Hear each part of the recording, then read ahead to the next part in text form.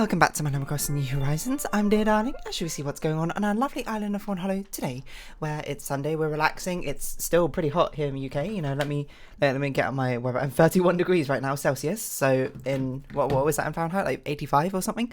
Let's see, 31 C equals F. 88, oh my word.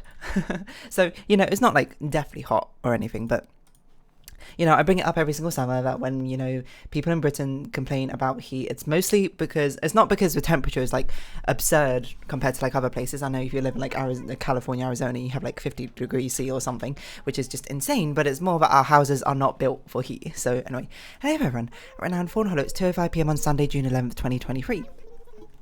Where basically air conditioning is not that common in UK houses. No one I know has like a built-in air conditioning unit or anything like that. Everyone has like desk fans and that sort of thing, and all our houses are built basically to keep heat in because we have cold winters, and we have cold winters because we have like humid atmosphere or whatever. So, you know, despite the fact that temperatures don't go as low, technically it still feels like pretty cold because of like the specific heat capacity or something of the air. I don't remember. Anyway, basically all our architecture, or most of our architecture, is designed with like bricks and double glazed windows to try and keep as much heat in as possible. So, you know, the inside gets kind of hot. I don't have a fan going out at the moment. Right now I'm just like in shorts and t-shirt, you know, whatever. It's not too bad, to be perfectly honest. I'm just staying hydrated and, you know, just like actually I'm not opening like the windows and that sort of thing because the outside is pretty hot. It's probably hotter than the inside right now, so it's probably not the best thing to be doing. But, you know, I've at least like opened my door and that sort of thing. Open a few doors, you know, get the latent cool air in other rooms into my room. But yeah, no, that's not what we're going to talk about today. As you can tell maybe from the title, I watched Guardians of the Galaxy 3 yesterday, and I guess I'll kind of talk about it because why not? The same way I talk about video games after I complete them, I'll talk about movies after I finish watching them. I guess I'll preface this by saying, you know, I will warn you before I get actually into spoilers, but I apologise if I spoil anything in this franchise or any other Marvel franchises. But I also preface by saying I'm not a huge Marvel fan, I'm not a huge superhero fan. I don't have anything against them, but I would not put them in like genres which I'm like, yeah, this is something I'd put like on my likes or anything like that. I find them mostly fine, you know, especially early Marvel. Of the ones I've watched are pretty good, and you know, as it gets later, I think there've been a lot more hit or miss recently. Like at least the ones I've watched, like Thor, like Love and Thunder was not very good from what I recall. Black Panther 2 was fine, I would say, but I don't know, it has its own flaws probably. I don't really remember it all that well, to be honest. And then Ant-Man Quantumania was genuinely very bad, I thought, as far as like movies go, but so be it. But Guardians of the Galaxy, I think I always quite liked. I liked the first one quite a lot. I haven't actually ever seen the second one, so whatever. But I went to see the third one yesterday.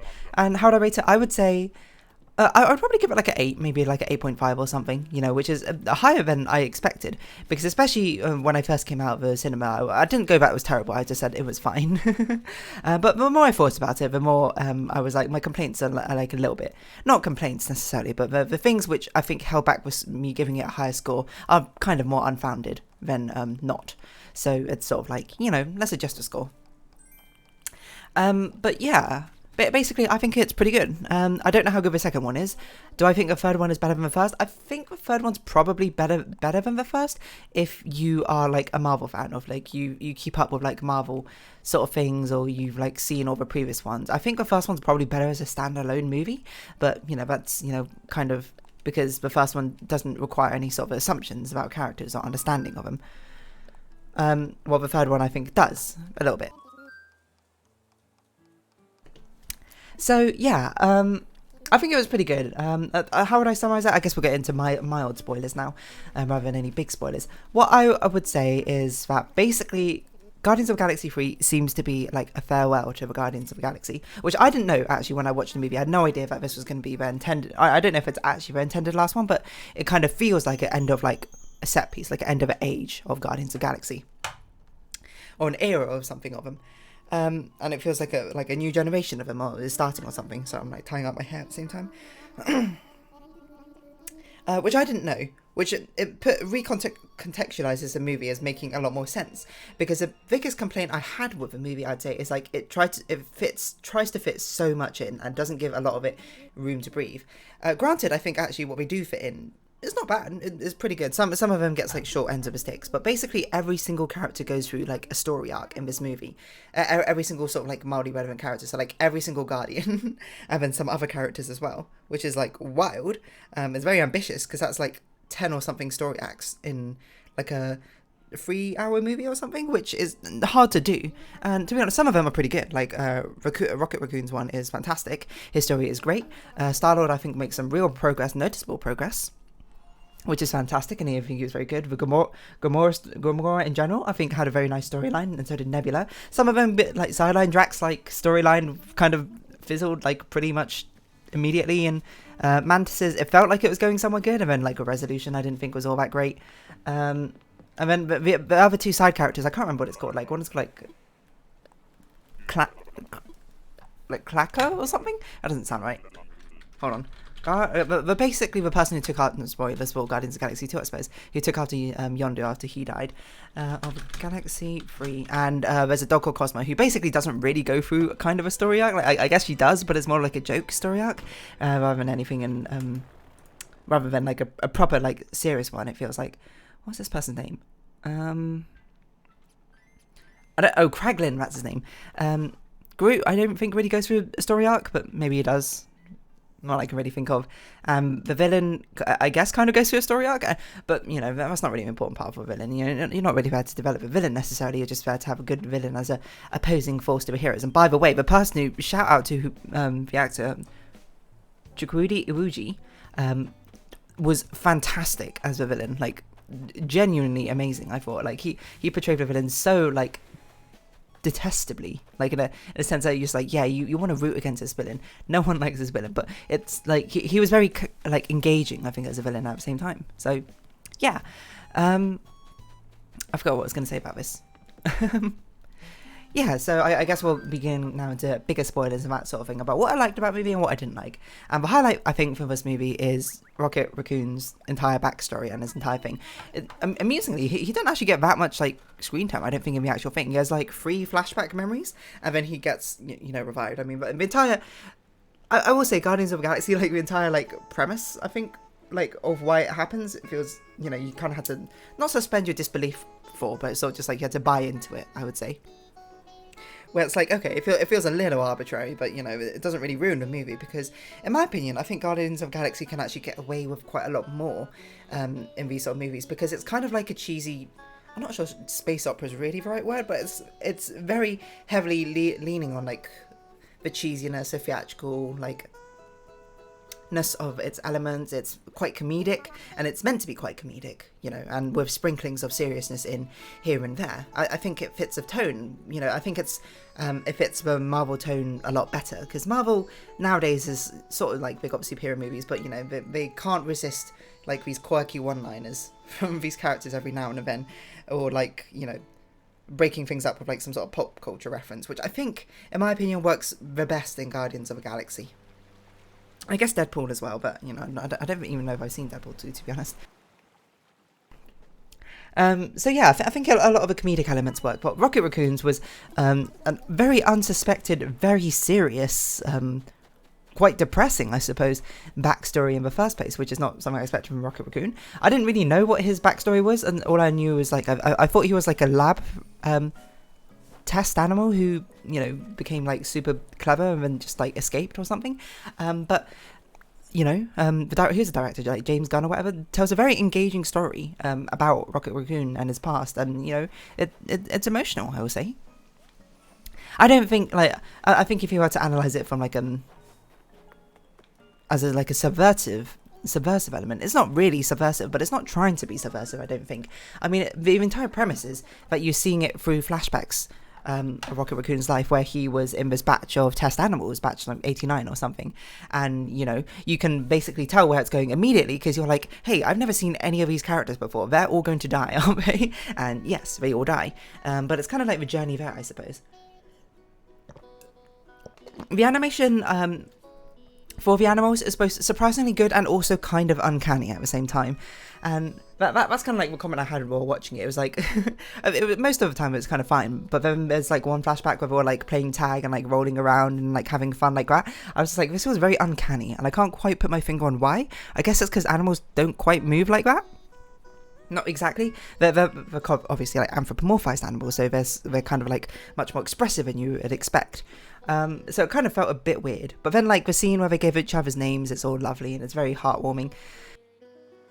And this is such a small detail, but there's a moment where Lila talks about like giving herself her name, and she's just like, oh, you know, the name P89W63 doesn't really cut it. And the expression where she does that like little sort of thing, like, and I don't know what it's called, like a pursing of lips or like a little pouty sort of thing. I was like, that is a really good way of like animating it. I was like, damn, that like conveys the emotions perfectly. I don't know how you translated it so well to like an otter's face, but I was just like, wow, fantastic. Such a small random detail, which I really loved in the movie for no apparent reason. But anyway, it's very heartwarming. You know, you see the like, well, what I thought was a familial bond between the four characters, whereas like Lila and Teefs kind of like act as like older parental figures, while Flora is kind of like a younger sister to Rocket, or older sister, I don't really know, it doesn't really matter, a sibling of some kind.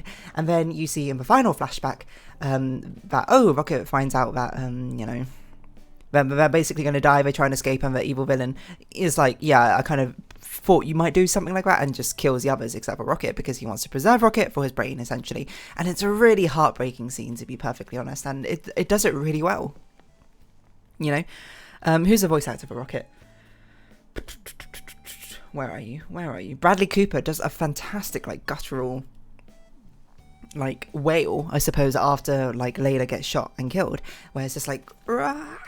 It's full of anguish and grief and that sort of thing. And then the moment of when the henchmen come, and then Rocket's like, oh, you know, finally, like, I took care of him, and he looks back and sees both Teefs and Floor dead behind him. It's heartbreaking, to be perfectly honest, and I think it really sells the character well. And basically Rocket's story was pretty cool, and a really nice thing I liked, actually, I thought was clever about the way we did it, is because James Gunn is trying to like squish all these like story arcs in it, you can't spend a lot of time on each person's story, and it's actually quite a good way to do it with Rocket, like the fact that he's both a MacGuffin, and it's a way of taking him out of the spotlight as much, because he's got like these really focused, centered flashbacks spotlights. You know, if he was also there with the crew on their spacefaring journeys at the same time, he would be stealing a lot of a spotlight, you know, like a lot of his screen time by necessity, but by incapacitating him and making him like the driving force behind it. You know, it goes, I guess, like a MacGuffin for the rest of the crew to do something. It represents a familial bond, I suppose, a found family sort of bond they have as well, and also allows him to, you know, have his own moment shine a lot more. And I was like, oh, yeah, that's quite nice. It perhaps is a bit trophy, but I think it works pretty well. The evil villain, the High Evolutionary, was fantastically well portrayed. He felt evil, he felt psychotic, he felt extremely narcissistic as well, and he is a competent villain, is what I'd say. I detest, I suppose, incompetent villains, but he felt like he was a competent villain who had a reasonable flaw which would be eventually exploited for the heroes to overcome. Like, he had a goal in mind. He wanted to make a perfect world. Okay, you know, whatever, tropey, you know, he's trying to create his own utopia, whatever. But he's making significant leaps, I suppose, to actually get there and do it. And he shows absolutely no remorse in, you know, anything which stands in his way of his goals, which I suppose gives him, like, a sense of drive. He makes a fantastic sort of, like, force of evil villain, you know, not one who needs to be redeemed or anything. He is evil straight up, no question. Which is fantastic, you know. It made him like an actual great antagonist for everyone to eventually like rally against, not behind. And it's great because you can really see his sort of like what's the word? Vanity, I suppose. No, vanity's not right, but like arrogance, I suppose, in it. You know, he has this tender moment where he's talking to Rocket Raccoon about this sort of thing, but he like corrects him on like his pronunciation, because of course he wants he wants perfect like species, I suppose, for a future utopia.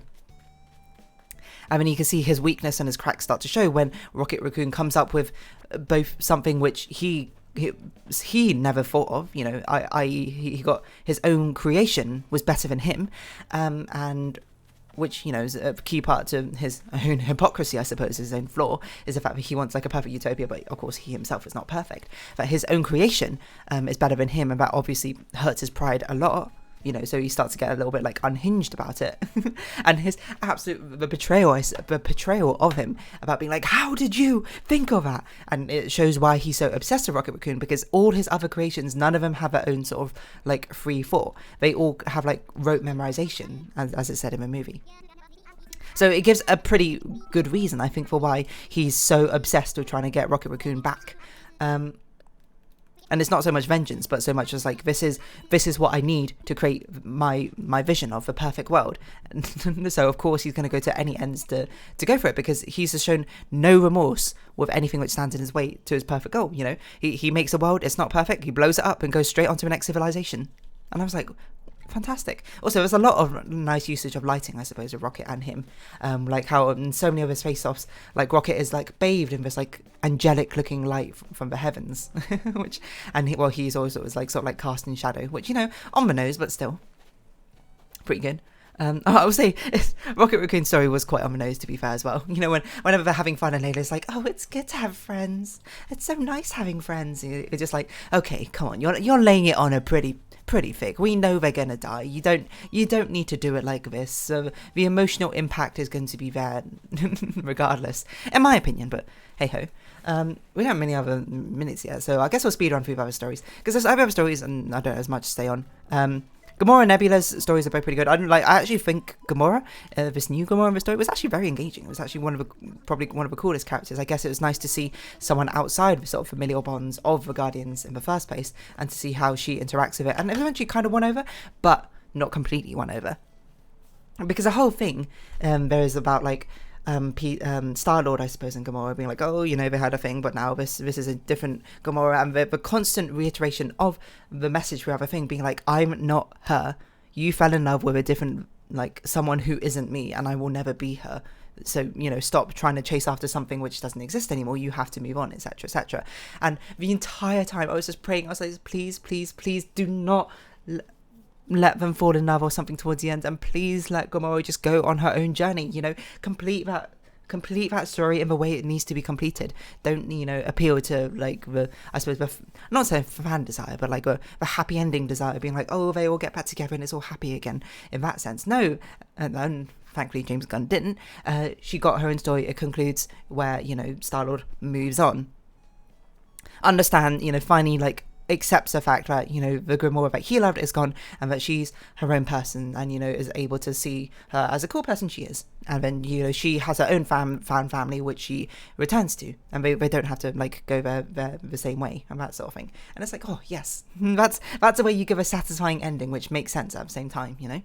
There's also a nice thing as well, is that like none of the main characters, I suppose, really died in the movie, and they all had very reasonably satisfying arcs, I would say. I think Mantis's is still sort of like up in the air. Like her whole thing is like the crew doesn't really listen to her. She's always following what other people are saying, and that sort of thing. But then like her big triumphant moment is when she sort of like comforts these aliens, rather than which I guess is meant to sort of like be a stepping stone for the group accepting of her, but it's sort of like, aren't the group kind of already accepting of her? They just don't realize the ways that they're sort of like stepping over what her opinions and her thoughts or something like that. But I don't know, maybe there's more from her. And Drax also's like story got like super sign lines. It was like, oh, you know, he's like a big dumb brute who doesn't think things through, and then like there's this big moment, I suppose, where Mantis is like arguing with Nebula, and he's just like, he is an idiot but he's lovable, and you know, things like that, and then he just is like, you think I'm dumb?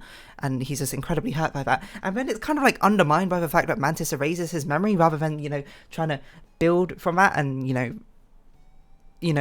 rather being a teaching moment, I suppose, when like either he accepts that maybe he's not the cleverest, or that Mantis, you know, apologizes and see his worth outside of that, or understands that he sees his worth, or communicates better that she sees his worth outside of that. And I don't know, to me it feels a bit undermined, the fact that his mind got like a little bit erased from that. But Hey ho. Drax is, it's kind of weird because Drax is kind of there for comic relief, and that's kind of like the point of his story arc, is like he's only here for comic relief. He's just kind of here making problems. What's the point of him? And you know, there's sort of, I guess it's kind of being like, you know, being a comic relief is good because it brings up like unity within the people. He has the confidence, I suppose, to do things in the first place, and he's caring, which is kind of like where the plot ended up going, where it's like, oh, you know, he's like really good with children, which is like, yeah, I guess. I mean, but I do remember that from the first movie, he had like a family which he lost, and he is pretty good with children. But I don't know, I felt like it wasn't like, it didn't close the circle properly. It sort of like made like a loop-de-loop, and then it sort of like got near to the beginning again, and it's like, I don't know, I guess it's like good enough. Nebula seems to have like I thought Nebula was just like a very by the books, you know, hates anything which is not pure efficiency, which you know, she likes efficiency and that sort of thing. That's what I remember from the first movie. But yeah, I don't know, she seems to have grown a lot, I suppose, in the second movie, probably, at some point, because she's reasonably different in the third movie. Like, I thought she was a villain, but, you know, I might have got that wrong. What I was going to say, Groot, I don't know, Groot's just kind of there, to be perfectly honest. He's just there saying, I'm Groot. And then Cosmo and Kraglin, I don't know who they are. Like, I don't remember them in the first movie, and I didn't see the second one, so I seen their like things in the second movie or whatever. And then they basically got like the tiniest arc possible, where it's like, oh, Kraglin can now use Yondu's weapons, so it's like he's carrying on the legacy, and Cosmo is a good dog, I guess. It's kind of the entire thing. It's I don't know. Oh, also like the Warlock was there. The guy portrayed by William Poulter, Adam Warlock, apparently. He was just kind of there. I don't know why he was here, like, at all, because he got introduced, and then he's, like, meant to kind of be, like, an evil force, but he's, like, kind of meant to be a redeemable villain, which they do portray, like, reasonably well, you know. You see his, like, softer sides, you see he's quite naive, I suppose, to the world. He is portrayed as someone who could be redeemable, but then he doesn't really do anything except for save Star-Lord at the end in a way that, like, I don't even know why Star-Lord did that in the first place, but alright, I guess. It's sort of, I don't know, he was there, I guess, but maybe he is sort of like setting up his story in the future with the future Guardians. I don't know. Anyway, Guardians of the Galaxy 3, good movie, you know. Honestly, I don't know how good the second one is. You know, this is where we go. Rotten Tomatoes. The first Guardians of the Galaxy I thought was pretty good. The second one, I have no idea what people thought of it, and the third one I also thought was pretty good. It's hard. I think the first one is still kind of like, from a critical standpoint, better, but the third one is still enjoyable. So first one about 90%, second one about 85s, third one's about 80s. 94s of audience. So, you know, the audience liked it. I think it makes sense because it feels like a sort of like capstone, I suppose, to their story arc and that sort of thing. And then where it goes from now, who knows? Yeah, I don't know. Guardians of the Galaxy. Go watch it if you want. Doesn't really bother me. And I am going to round this episode here. So if you have been watching, thank you very much. It's been Animal Crossing New Horizons. I've been Dear Darling. Likes, comments, subscription, shares, greatly appreciated. Twitter, Discord down below. Hope you can see each other again. Pop and out. Farewell. So until next time. Bye-bye for now.